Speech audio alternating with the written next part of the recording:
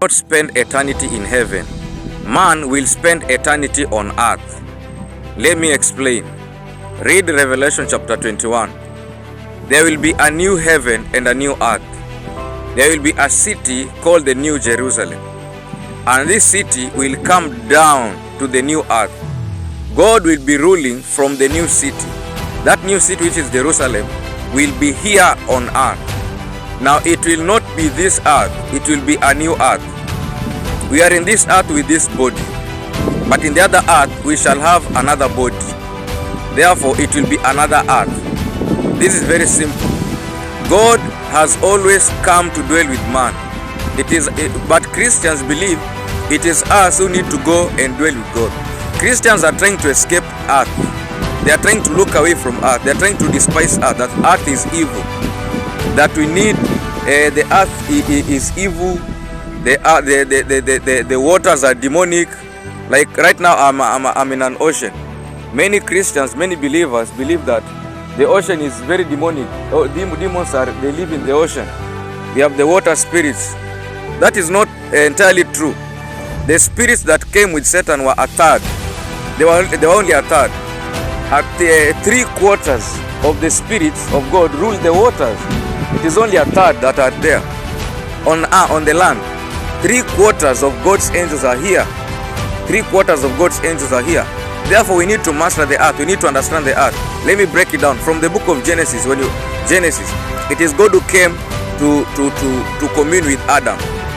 It is God who came. God came to Adam in the cool of the day. That was not the first time, according to scriptures. Now, in the book of Exodus, when they came from Egypt, God actually insisted that they should build a tabernacle for him to come and dwell with them. The thing progressed until they came and built the temple, where now God came and was to dwell with them through the temple. And then Jesus Christ came as the embodiment of the divine nature to dwell with man, Emmanuel, God with us.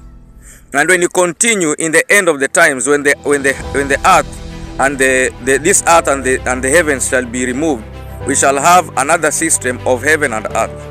But what we understand in Revelation chapter 21, we see that it is now God now who will now again come to dwell with man on earth.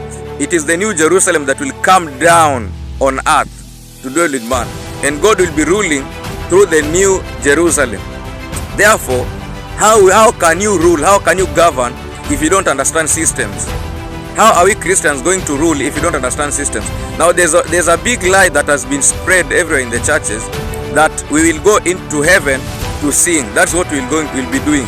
It will be singing. No, that's not true. That is not true. God does not just call vocalists. God has called people who can rule, because we are gods. The book of Psalm chapter 82, it says that you are gods. So we need to understand our mandate as gods. Therefore, we need to understand the elements of creation. We need to understand the power which is in the elements that God has placed there, and how we can use it so that for us to actually rule. Anyone who rules the heavens rules the earth. If you don't understand the star systems, the sun and the moon, what they do, if we just despise the waters, here we have the ocean here.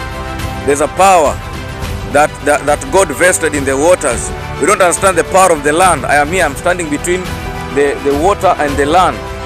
The powers of such places we don't understand, we despise it. Then we leave all these things to the other people, the elite, the people who have evil mentalities, to start ruling and to start doing whatever they want to do. Therefore, we need to wake up as believers and start to understand through prayer. If we have the Holy Spirit, why do we have the Holy Spirit?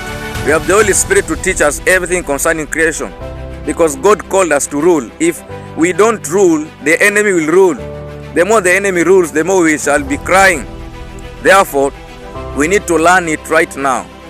Therefore, we need to understand how to harness the power that God has already vested within creation, and how we can restore it back to its original function. Therefore, let us understand that it is God who will come and dwell with man. It is not man who will go and dwell with God.